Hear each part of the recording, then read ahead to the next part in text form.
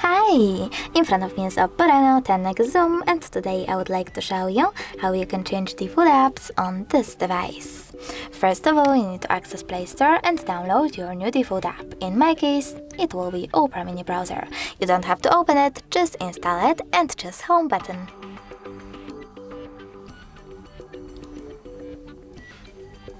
Now go into Settings, scroll down and choose App Management.